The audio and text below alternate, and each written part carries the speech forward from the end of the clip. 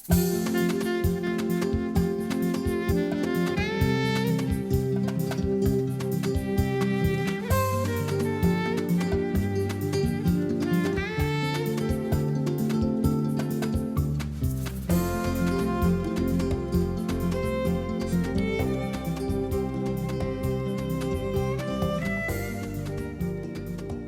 tal? ¿Cómo le va? Muy buenas noches.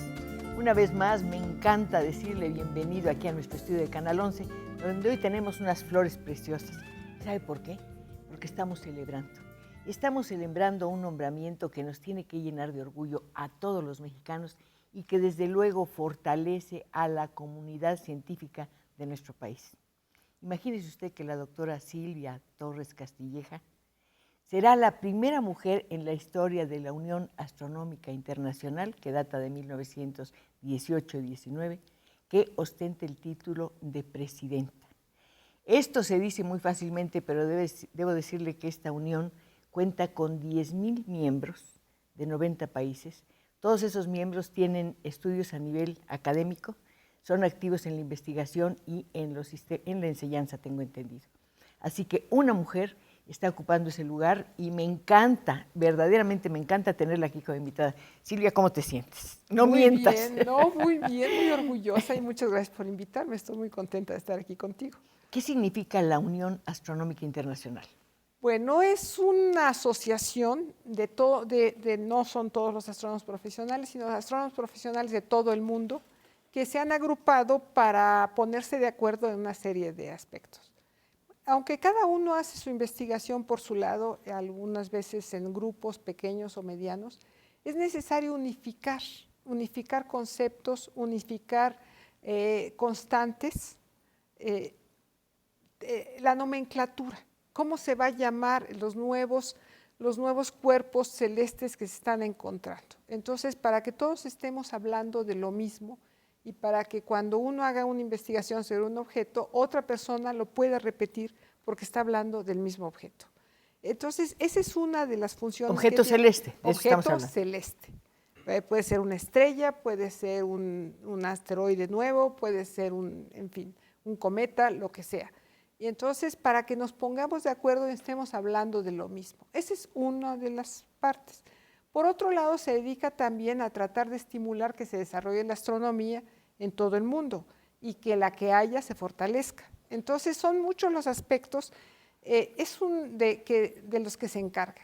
Es una asociación modesta en términos económicos, pero es paralela, digamos, a la UNESCO, que es modesta en términos económicos, pero tiene un poder moral, una señal muy importante.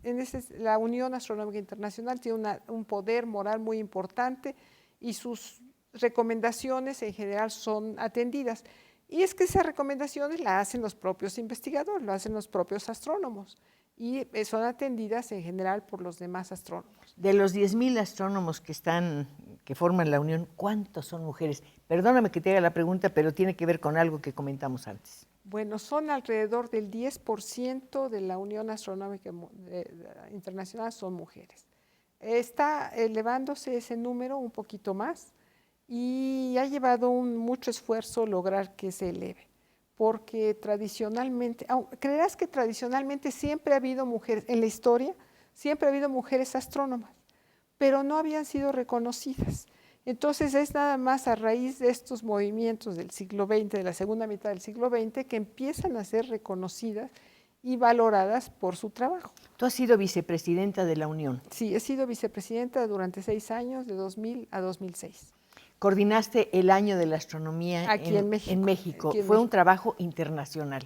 Sí, porque la Unión, se le ocurrió a alguien, al doctor Pacini, de la Unión, que sería importante celebrar los descubrimientos de Galileo. Y cuando empezó a usar el telescopio en 1609. Imagínate. Y entonces dijo, los 400 años, vamos al 2009, vamos a celebrar eso y que sea una gran celebración. Fue una idea muy bonita, pero lo interesante es que prendió más allá de lo esperado. ¿En qué sentido? De que fue un éxito en todos los países. Y cada país y cada ciudad o cada lugar, cada grupo, lo tomó distinto. En nuestro país fue un gran éxito y llegó a tocar, a conmover o a llamar la atención a más de 200,000 personas. ¿Por qué? Porque de alguna manera se coordinaron distintas ciudades y los grupos de astrónomos aficionados se coordinaron también para compartir sus telescopios y sus conocimientos y al público en general. Entonces fueron actividades interesantes, se hicieron grandes ferias, se hicieron ferias de astronomía, mostrando los resultados, dando conferencias, viendo el cielo, en fin, fue una actividad múltiple. Pues aquí es una actividad conjunta la que realizamos usted y yo todos los viernes que nos encontramos aquí en el estudio de Canal 11.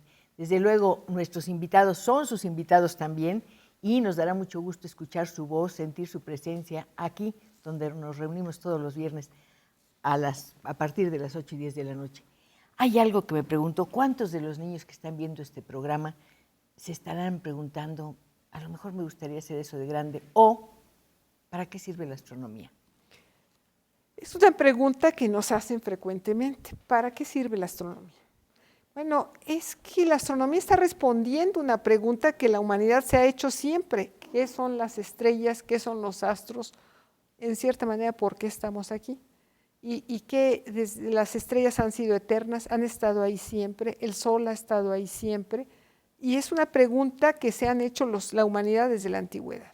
Y se ha ido respondiendo. Ya tenemos respuesta para una serie de esas preguntas y la verdad que no tenemos respuesta para todo. Hay una serie de interrogantes que todavía no atendemos. ¿Cuál es la pregunta más importante para la cual han encontrado respuesta?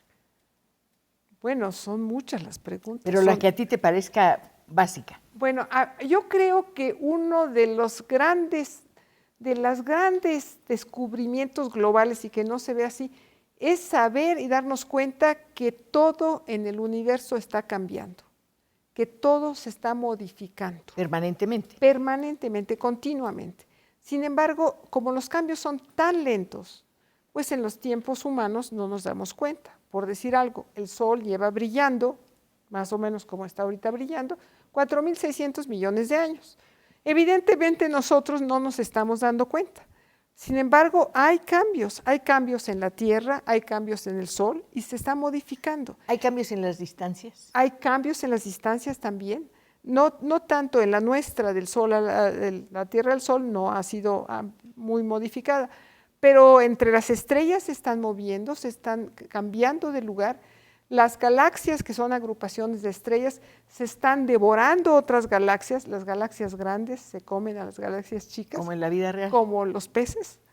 Entonces, pero el reconocer que están cambiando todo es algo que no llegó súbitamente, que no es un descubrimiento único, sino que poco a poco se va, como que se junta la evidencia en esa dirección y es saber reconocer que todo está cambiando, está evolucionando. Dices, las galaxias grandes devoran a las chicas, ¿qué quiere decir? ¿Las hacen desaparecer, las consumen? Es una buena pregunta. No, lo que significa eso es que usamos palabras como devorar, usamos palabras como canibalismo.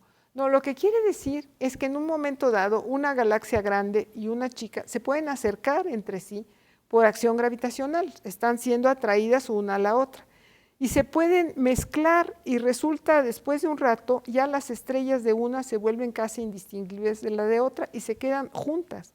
Entonces por eso decimos que la grande se comió a la pequeña, pero no la pulveriza, no la hace desaparecer. No, sino que la incorpora a formar parte de su familia de estrellas. Cuando decimos que una galaxia devora a la otra, yo creo que pensamos en las historias y en los cuentos de ciencia ficción que hemos leído. Y tiburón y cosas así. Pero hay algo, la ciencia ficción que vimos en los libros y en los cuentos se está realizando. Pues sí, hay una serie de... No, hay una serie de hechos que son sorprendentes como Curiosity en Marte, por ejemplo. Curiosity en Marte, y hace 2 o 3 días acaban de descubrir un planeta en una de las extrasolar, estrellas. creo que es. Bueno, a ver, estos descubrimientos son muy recientes, llevan apenas 15 años, pero en 15 años se han descubierto más de 800 planetas alrededor de otras estrellas que no sean el Sol. Pero ahora lo que descubrieron hace un par de días, es que alrededor de una de las estrellas más cercanas a la Tierra, que es un grupo de 3 estrellas, donde está Próxima Centauri, y se llama Alfa Centauri, la más brillante, Alfa Centauri A, la segunda es Alfa Centauri B, acaban de encontrar un planeta como la Tierra, pero no hay vida posiblemente ahí, ¿no? Porque la órbita da vueltas alrededor de 3 días, entonces es imposible que llevara vida. Yo creo que, Pero perdón. estos descubrimientos son extraordinarios y están ocurriendo día con día. Sí, leí la noticia en el periódico y trataba de imaginarme y no pude. Necesitaba preguntártelo. Bueno, pues es de las noticias que nos llama la atención. Silvia se ha dedicado a estudiar la materia interestelar. Sí. Ella sabe, ella conoce las estrellas. ¿Seremos hijos de ellos o no? Claro que sí, definitivamente. ¡Ay, qué maravilla! No, absolutamente. Y eso por eso estoy ¿Y por diciendo. qué somos hijos de las estrellas? Porque las estrellas se forman del gas que está en el espacio, de nubes de gas, de las nubes densas.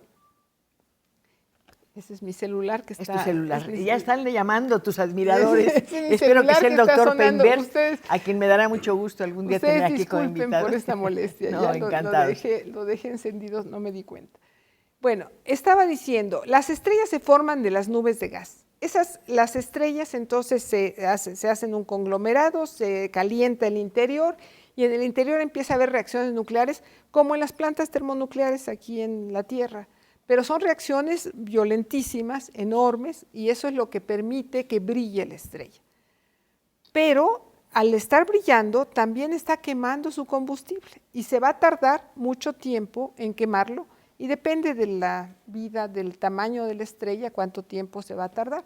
Unas se tardan unos cuantos millones de años, 2, 3 millones de años, y son muy gordas. 2, 3 millones 2, de 3 millones no es fantástico. nada, no es nada. Y el Sol, pues 10, 12, 13 millones de años, 13,000 millones de años, no, Sí. no millones, sino miles de millones de años.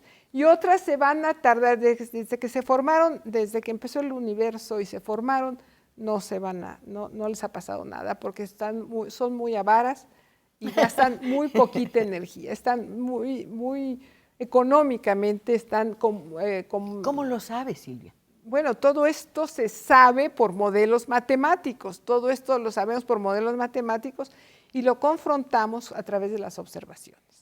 Entonces, las estrellas no nada más nos permiten ver su brillo, su color y cómo es su superficie, pero a partir de grupos de estrellas podemos determinar cómo son el conjunto de ellas. ¿Tú trabajaste en el telescopio de Hubble? ¿Así Sí, se pronuncia? sí, Hubble. Bueno, Hubble. le dicen Hubble en Sí. inglés. Sí, sí he trabajado ahí y sigo usando datos de ahí. No estoy ahorita observando ahí, pero los datos son parte de una base de datos que se comparte para toda la comunidad y entonces lo podemos usar y lo usamos. Hay que decir que nuestra invitada de hoy es pionera en muchas cosas, entre otras que fue la primera investigadora que usó satélites para la investigación. Bueno, aquí en México, ¿no? Sí, pero aquí en México. sí, Ahorita estamos partiendo de aquí. sí. ¿Cómo fue eso? Bueno, porque hubo un satélite, un pequeño telescopio, 45 centímetros, será así, que pusieron en órbita y que estuvo tomando espectros ultravioleta. ¿Sería el tatarabuelo de Curiosity? No, ¿No? porque Curiosity no es un telescopio, Curiosity No, es pero un en cuanto aparato. a la información que te manda. No, yo creo que es el tatarabuelo del Hubble. Ah. O sea, es antecedente del Hubble. Entonces era un telescopio dedicado nada más a tomar el espectro de la luz ultravioleta de las estrellas y de los gases. Y entonces yo entré fui de los primeros observadores de ese telescopio.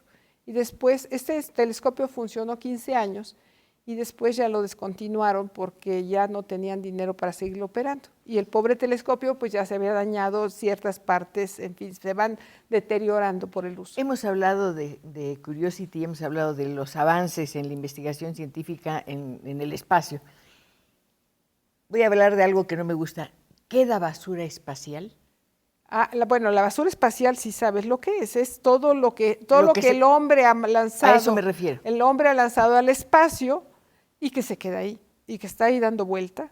Y bueno, Dando vuelta, ¿es un peligro, es un riesgo? Es hasta cierto punto un riesgo porque si llegan a bajar un poquito, si se acerca un poco la órbita a la Tierra, si por alguna razón se perturba, entonces puede acercarse a la Tierra y al estar ya en fricción con la atmósfera puede caer.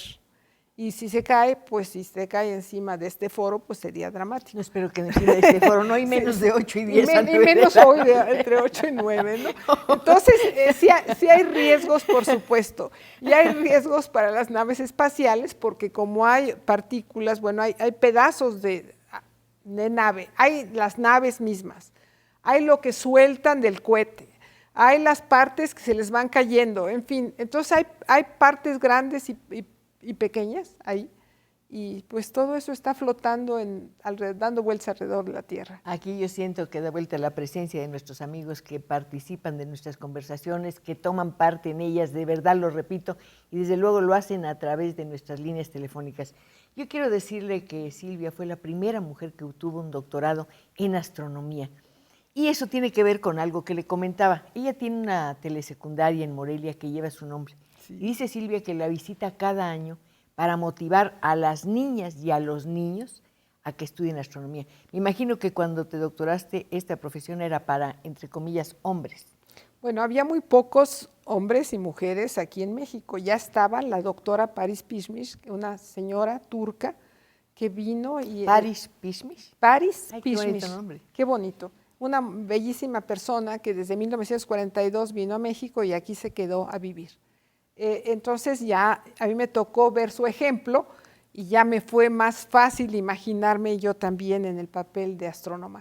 Pero a mí sí me gusta pensar que sería importante que todas las niñas y niños que quieran hacer ciencia, pues que lo hagan, que se acerquen, que trabajen, que saquen buenas calificaciones, que estudien, para que logren hacer ciencia o logren hacer la actividad que deseen de la mejor manera que ellos deseen. Aquí la mejor manera de conversar es contando con la presencia de ustedes, que ya están llegando. Francisco Javier Ramírez, felicito a la señora Pacheco y a su invitada Silvia Torres Castilleja. Quisiera hacerle una pregunta a su invitada. ¿Hay peligro de una eyección de masa coronaria del Sol? No sé qué es eso. No, bueno, el Sol está siempre aventando material y no hay ningún peligro, porque aunque hace a veces algunas eyecciones más violentas, no nos afectan a nosotros, son realmente no se acercan suficiente a la Tierra, hay un poco de energía que llega, hay un poco de partículas que llegan, afectan a las comunicaciones, pero solamente eso, no nos afectarían a nosotros. María Dolores Rodríguez, felicito a la señora Pacheco por su invitada. Es un orgullo que las mujeres ya estén en todos los ámbitos y en el científico especialmente. ¿Cuándo va a invitar a la directora del Instituto Politécnico Nacional? Pues ya estuvo aquí con nosotros y me dio mucho gusto porque es una mujer muy empeñosa y una excelente ingeniera. Olga Solís, hablo para felicitar a la señora Pacheco y a su invitada Silvia Torres. Norma Castilleja, felicidades a Silvia por su nombramiento de parte de toda la familia Castilleja y especialmente de su prima Norma. Felicidades a Cristina Pacheco por su programa. Muchas gracias, familia. Para eso trae uno a la familia, ¿no? Patricia Meraz, 2 grandes mujeres y no quinceañeras. En México vamos para arriba. Pues no somos quinceañeras. Bueno, yo sí soy como 10 quinceañeras juntas, así que estoy feliz porque puedo hacer muchos bailes. Silvia, la Unión, antes de que vayamos al corte, tengo algo que reclamarte. La Unión Astronómica Internacional decide cuál es un planeta y cuál no es. Y a nombre de Plutón, estoy muy disgustada porque lo despacharon del sistema solar por chaparrito. Eso no es justo. A ver, un momentito, una aclaración.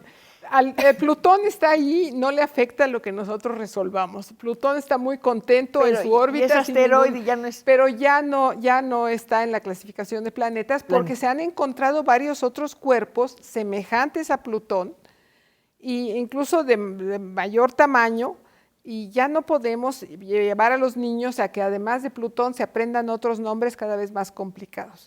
Entonces hubo mejor la decisión de sacar a Plutón de la lista, no porque Plutón no se ha movido, Plutón sigue en su lugar haciendo lo que tiene que hacer. Nosotros lo hemos sacado de la lista. Pero yo quiero decir una cosa, es que la ciencia está siempre indagando lo nuevo y hay cambios en el conocimiento, hay cambios en nuestra percepción.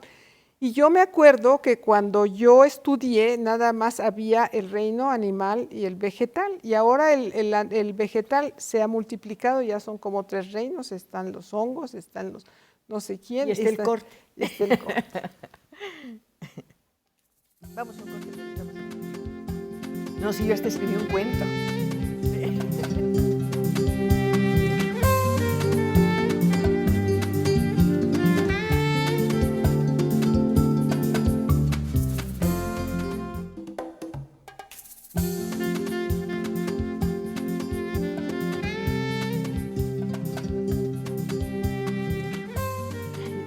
¿Saben de qué me estoy riendo?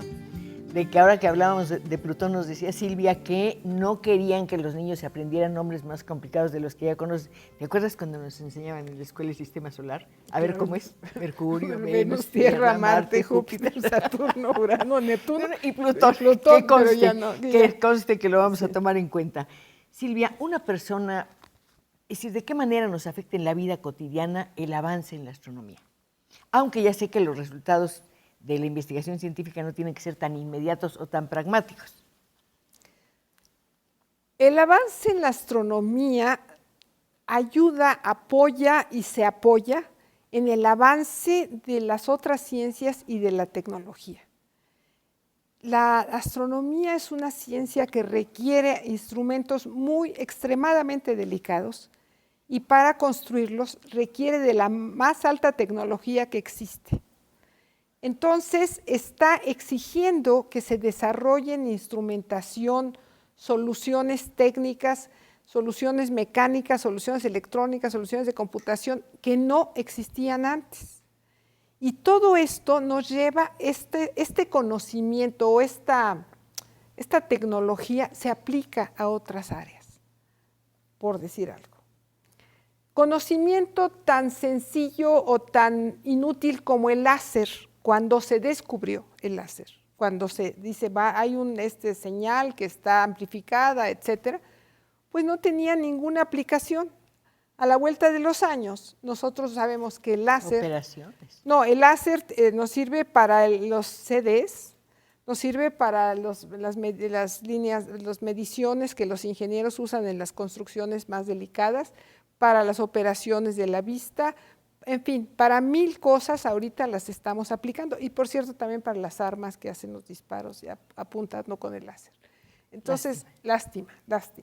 Y entonces, a lo que me refiero es que la tecnología que la astronomía, por un lado, requiere y por otro lado está aportando, nos lleva a que algunas veces puede ser aplicada en otras áreas.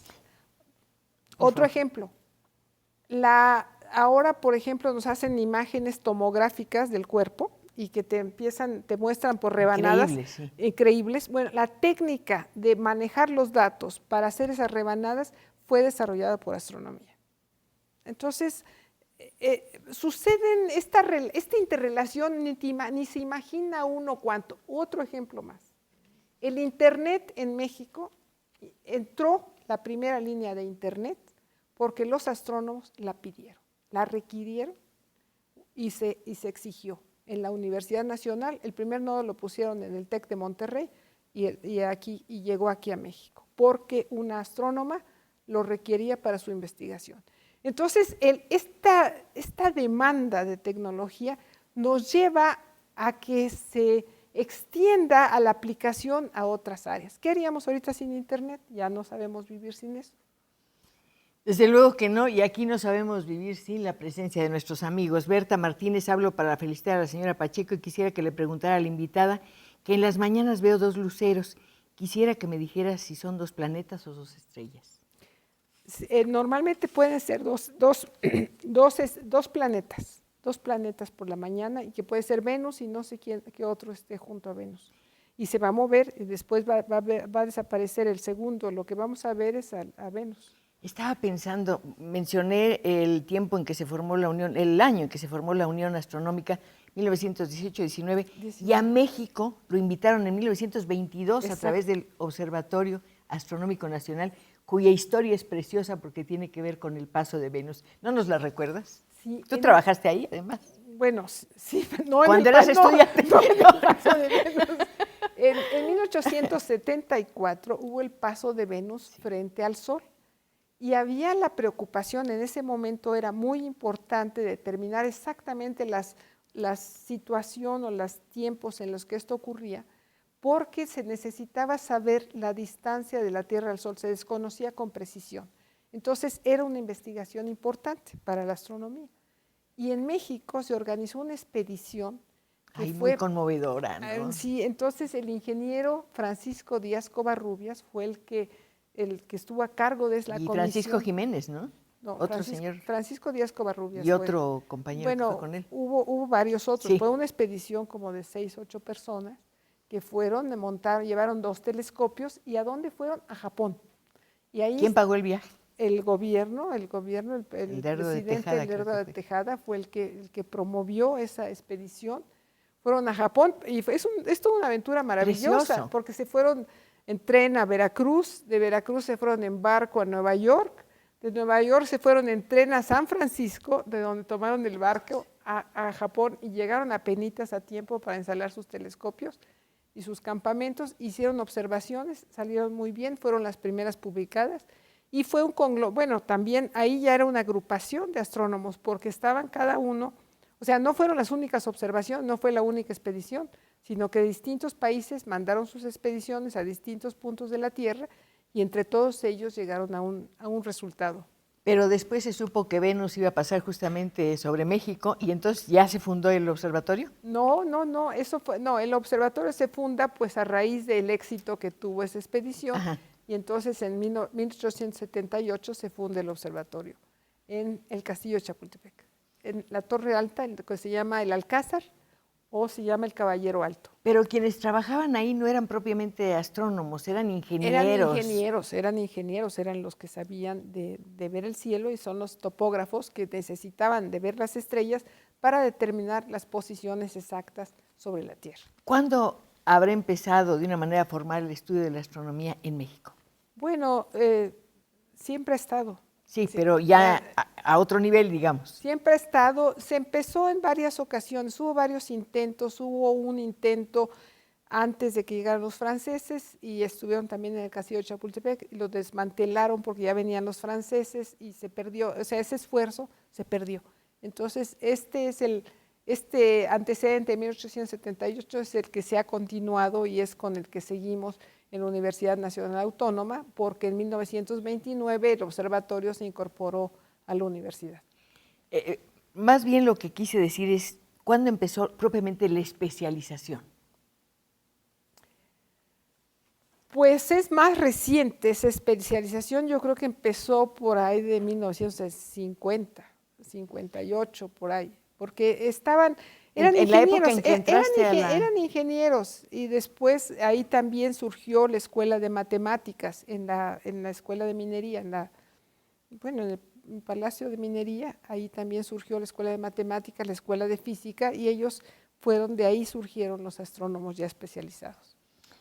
Vamos a ver qué nos dice doña Lucila Victoria. Una felicitación a las dos mujeres extraordinarias. No, la maestra es maravillosa. ¿Nos podría recomendar un libro para los niños de primaria y secundaria para que se acerquen más a la astronomía? Sí, hay varios libros. Hay toda una colección del Fondo de Cultura Económica que se llama La Ciencia para Todos y que hay varios libros de astronomía y de muchas otras disciplinas. Cualquiera de ellos se los recomiendo. Estupendo. Jesús Castellanos, de Jalisco. Uno que yo escribí, así es que también se lo recomiendo más todavía. ¿Cómo se llama? Se llama La Bella Muerte de las Estrellas. Ay, qué bonito. ¿Cómo muere una estrella? Pues ¿Cómo sabes que está muerta? Según de qué tamaño sea. ¿De qué edad puede morir una estrella? Según también de qué tamaño sea. ¿Las chiquitas se mueren antes que las grandes? No, las chiquitas al revés son las codas que bueno. esas viven mucho tiempo. Son las grandes, las desperdiciadas que viven muy poquito tiempo. ¿Qué pasa con las que se mueren? Explotan como supernovas las grandes. Las medianas como el Sol pierden la mitad de su material o más, lo lanzan al espacio ya para no regresar y de eso se trata mi ¿Y ese libro. polvo qué pasa? Ese polvo se va a ir a juntar para hacer nuevas estrellas. O puede quedarse ahí volando nada más Es como un polvo de estrellas, justamente. Entonces, al formar nuevas estrellas, pues da lugar a sistemas planetarios como el nuestro, a sistema solar, y ya cuando la Tierra se forma y nosotros nos formamos, ya tenemos elementos que vinieron del interior de otras estrellas. O sea, las estrellas previas a la formación del Sol son las que crearon todos estos elementos químicos de los que estamos hechos. Y por eso siempre decimos que somos polvo de estrellas, porque estamos hechos de carbón, de oxígeno, de nitrógeno, de calcio, de hierro, en fin, ¿qué otro elemento tenemos en el cuerpo? Muchísimo sodio, tomamos sal, sodio, cloro, en fin.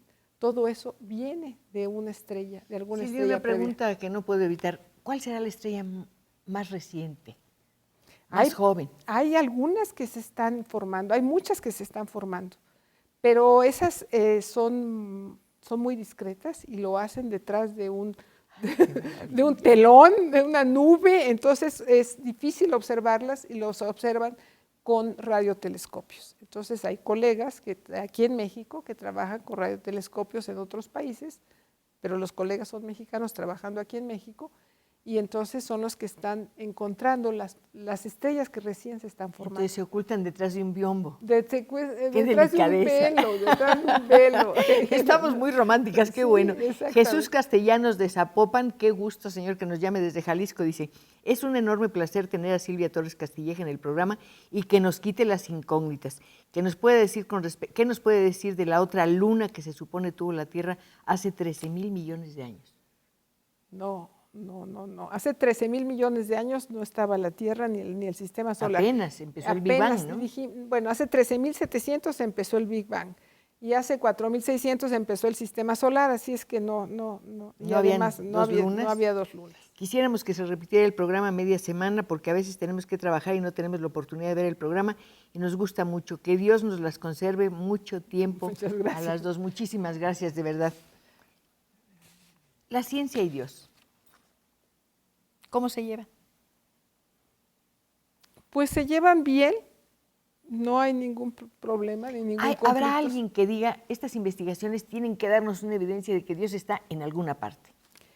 Mira, las personas que creen en Dios están buscando alguna evidencia. Las personas que no creen en Dios no están preocupadas por el problema. ¿La ciencia tiene respuestas para todo? No, hay muchas respuestas. Mira, la ciencia tiene respuestas para muchas preguntas, pero está abriendo más preguntas que las que responde. Es como la literatura, en realidad te plantea más preguntas que te da respuestas, ¿no? Claro, está abriendo más preguntas, está haciendo más preguntas más delicadas, más sutiles, pero son igualmente importantes. ¿Hay en tu trabajo como meta resolver concretamente una pregunta? No. Nunca hay eso. Bueno, o sea, sí, se pone una cierta meta a resolver esta pregunta y una vez que está resuelta, pues te abrió nuevas puertas y hay que seguir avanzando. Entonces va cambiando la pregunta. Algo que me inquieta, decías que el trabajo de la astronomía requiere de aparatos muy sofisticados, muy precisos, que deben ser muy costosos. ¿Eso quiere decir que la investigación más avanzada está definitivamente en manos de los países ricos? En cierta manera sí. Requiere cada vez instrumentos más costosos, requiere agrupaciones de astrónomos o que se asocien universidades para construir instrumentos.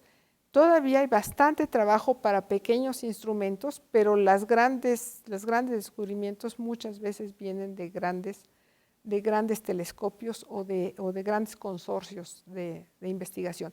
Aunque todavía para los pequeños telescopios, poniéndoles instrumentos muy finos, se encuentran resultados interesantes. Por ejemplo, todo lo de los planetas, o mucho del descubrimiento de los planetas externos al sistema solar, se ha hecho con pequeños telescopios. ¿Cómo se anuncia un planeta? Bueno, se anuncian precisamente la Unión Astronómica Internacional es la encargada de anunciar esos planetas. Hay una oficina que está, bueno, es alguna oficina, es auspiciada por alguna universidad, pero la ¿cómo Unión... compruebas? Bueno, la persona que está ahí lo pone como una primera propuesta, es un candidato a planeta y hasta que otras personas lo confirman. Entonces, hay listas de candidatos a planetas. ¿Hay listas de espera? Hay listas de candidatos, ¿no? Y hay listas de los que están confirmados. Y nadie hace trampa. No, mucha gente, no todos, no. Algunos hacen trampa, ¿cómo no? Sí hay trampas. Esto es increíble. José Luis Chacón, quiero hacer una pregunta a la astrónoma Silvia Torres. ¿Cree en Dios o en qué cree? ¿Cómo se relaciona ella con la creencia? No, yo no estoy preocupada por Dios. si Dios quiere preocuparse por mí, me parece muy bien. Excelente. Yo no estoy preocupada por María Dios. Antonieta, una felicitación a las dos grandes mujeres, son mucha inspiración para mí. Muchas gracias. Yolanda Minor o Minor, felicidades a la astrónoma Silvia Torres Castilleja. Silvia, yo creo que todo el tiempo hay interés, o cada vez hay mayor interés por la ciencia y por la astronomía de una manera particular, por todos los acontecimientos y demás. Esto, desde luego, debe ser un apoyo inmenso para la investigación. Sí, es un apoyo inmenso y nosotros los astrónomos vemos el interés del público, vemos el interés de los jóvenes y de los niños y nos interesa mucho fomentar esta curiosidad, bueno, más que fomentar, dar respuesta a su curiosidad, porque pensamos que es un acercamiento a la ciencia y pensamos que países como México necesitan más ciencia. No solamente astronomía, por supuesto, es la favorita mía, por supuesto, pero todas las ciencias son requeridas. El país requiere más ciencia, requiere más ingenieros, requiere más tecnología. ¿Sería la mejor inversión? Sí, hay quien considera que es un gran gasto la educación y el desarrollo de la ciencia, y no es un gasto, es una magnífica inversión y lo podemos voltear a ver a Corea del Sur, podemos voltear a ver Brasil, que han incrementado cada vez más su gasto en ciencia y han sacado adelante aspectos tecnológicos que tienen pues un significado económico directo para la población en general. Entonces, hay que invertir en ciencia y para eso se necesita, por un lado, inversión, pero también se necesita que los jóvenes se interesen, estudien y desarrollen esa actividad. Héctor González Filtro, la doctora Castilleja, es una de las mejores astrónomas de México, junto con Julieta Fierro, que también fue vicepresidenta de la Unión, ¿no? No, ella no ha sido vicepresidenta de la Unión, fue presidenta de una de las comisiones. La Unión tiene 50 comisiones. ¿Cómo trabajan esas comisiones? Bueno, son temáticas. Por ejemplo, hay una comisión que estudia o se centra en el estudio de estrellas variables. Entonces, son agrupaciones de investigadores que se comunican entre ellos para el estudio de estrellas variables o para distintos estudios. ¿Como presidenta llevas un proyecto concreto para desarrollar? No, no para nada. Digamos, como presidenta de comisión, no. Para presidenta de la Unión sí hay una serie de proyectos de desarrollo de la astronomía en todos lugares y de fortalecer la astronomía. La Unión es independiente. ¿Cómo se sostiene? Bueno, la Unión la sostienen los países que son miembros. ¿La aportación es igual? No, la aportación es proporcional al número de miembros. Por eso digo que para eso me refería que es semejante a la UNESCO, que vive de la aportación de los países. ¿Cuántos miembros son mexicanos? Con más de 100. Oye, es muy interesante. Es muy interesante porque en relativamente poco tiempo ahora vemos más de 200 astrónomos profesionales en México. Yo espero que esta conversación despierte el interés de muchos jóvenes que seguramente están asomándose a la ciencia de una manera muy clara, sí, porque además eres una maestra excelente.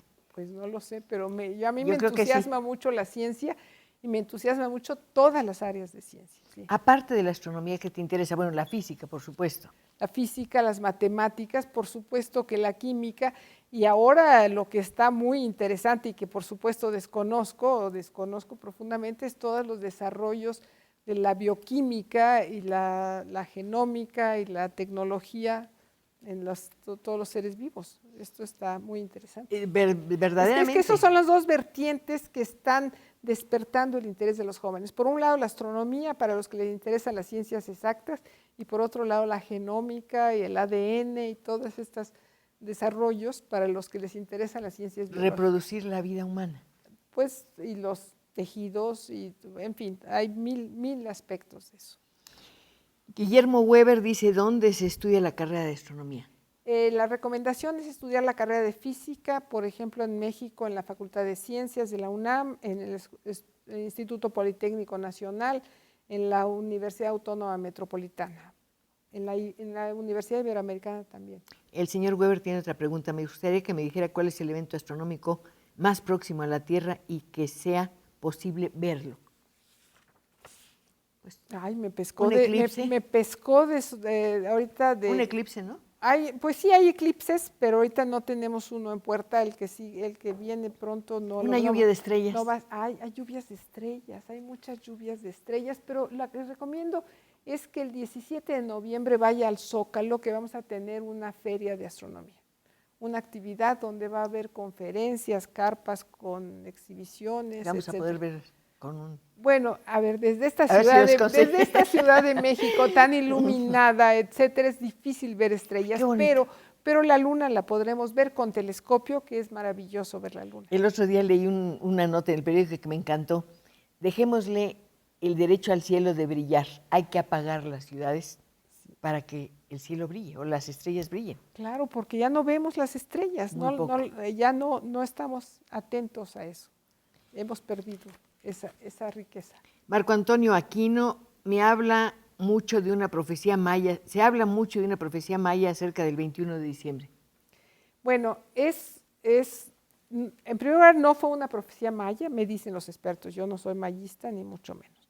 Dicen los expertos que no fue una profecía maya, de ninguna manera hicieron la profecía de que se acabaría el mundo.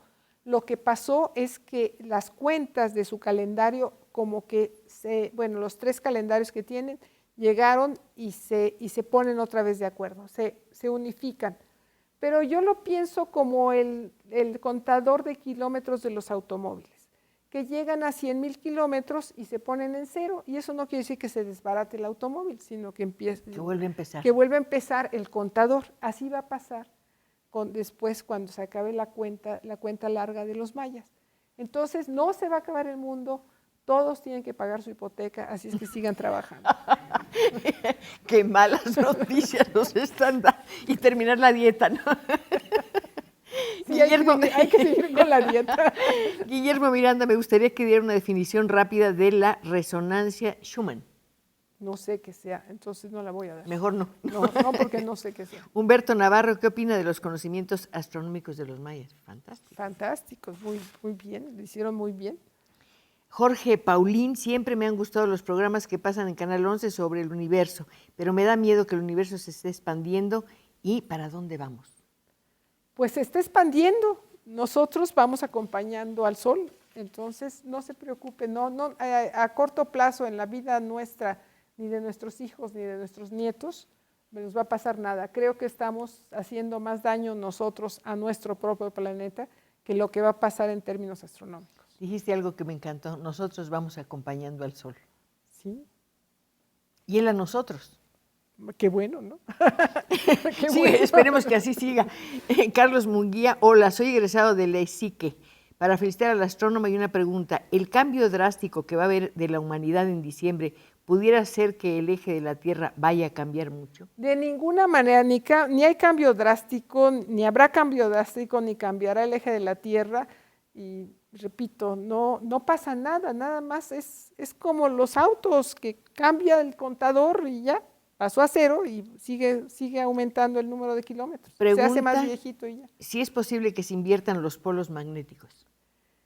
Los polos magnéticos sí se invierten en la Tierra y en el Sol, se han invertido. Sabemos históricamente que se han invertido los polos magnéticos. ¿Eso qué efecto tiene? Ninguno. Entonces que se invierten.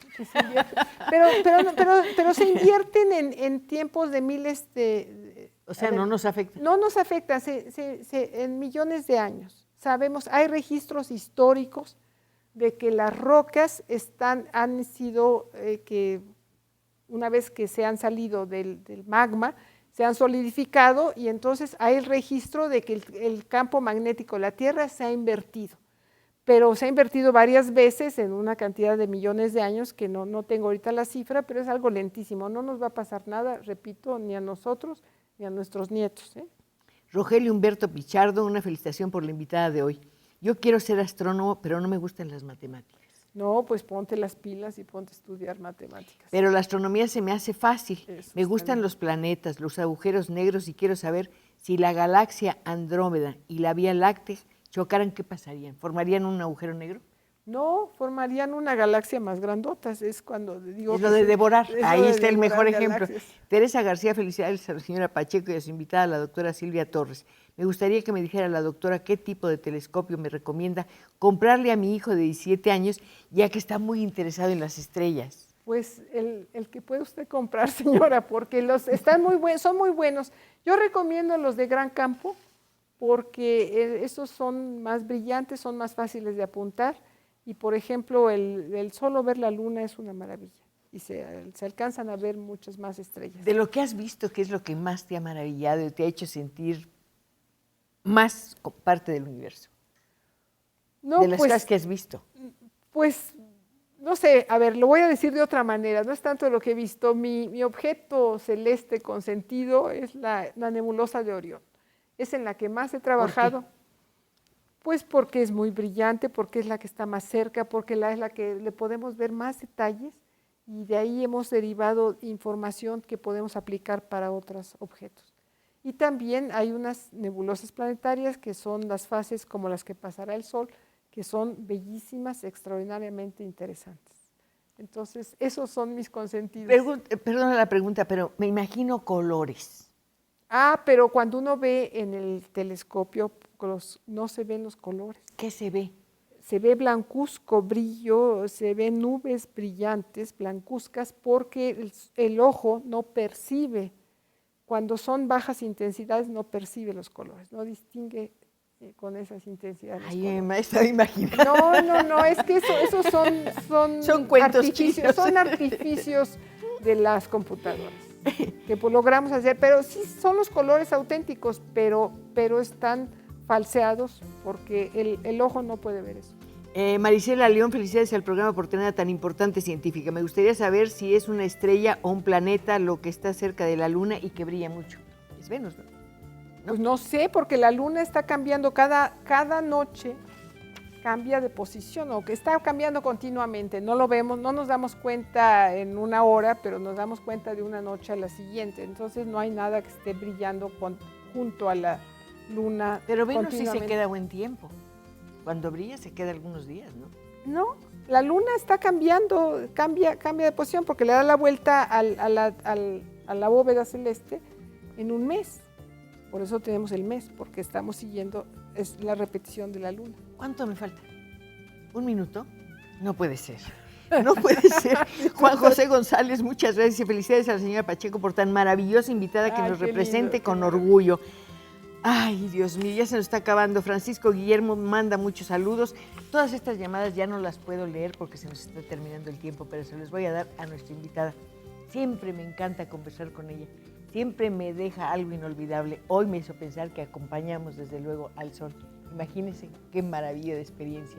Y también me hizo pensar que, bueno, sea como sea, con errores o sin ellos, siempre seremos hijos de las estrellas. Muchas gracias. Pues muchas gracias a ti por invitarme.